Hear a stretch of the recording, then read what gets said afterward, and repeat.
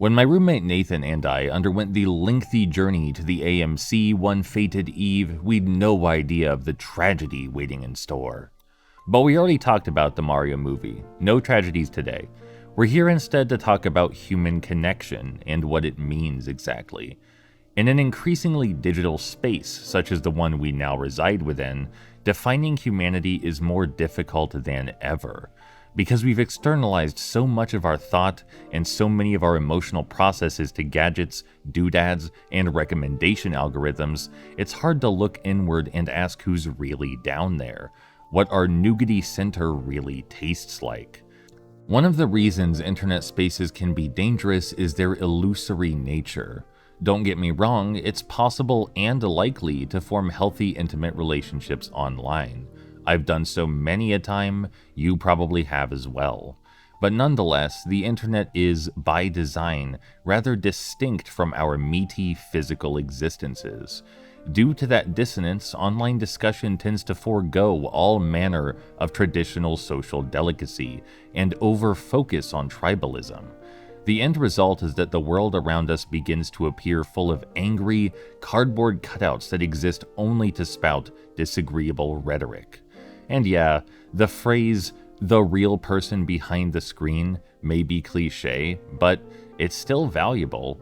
People are more complex than we give them credit for, and those complexities often only reveal themselves in the appropriate environment, with appropriate generosity. Seeing the real consequences of our behaviors and mannerisms in physical space can often drive us to those more generous interpretations of our fellow humans. They don't look so much like cardboard cutouts anymore. Pretty regularly, even though I look, sound, and dress a bit odd, I hold pleasant conversation with complete strangers in the physical world, and there's almost always a melancholic air to the proceedings, in spite of how happy the dialogue often is. Folks are grateful to be socialized, but equally miserable at the realization that it happens so infrequently. It's especially prevalent in older individuals. They miss socializing. They miss feeling the care in a world which now seems distant. So anyway, at that fateful AMC theater, there was a lovely cashier.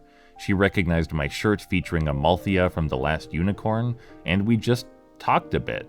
Talked about the film, talked about the theater, talked about capitalism. Nathan chatted about her Johnny the Homicidal Maniac tattoo. We were just people, with interests and lives and hobbies and agency in that moment. We weren't categorized by our tribes or handles or political affiliations. We didn't know a thing about each other, but we talked easily as if we did. It was one of many such instances with many varied people. Each conversation was wholesome, rare, and spawned from something so simple, such as a compliment I might deliver, a shared wait in line, or in this case, a unicorn shirt. I don't believe for a moment that socializing or kindness through socializing is dead.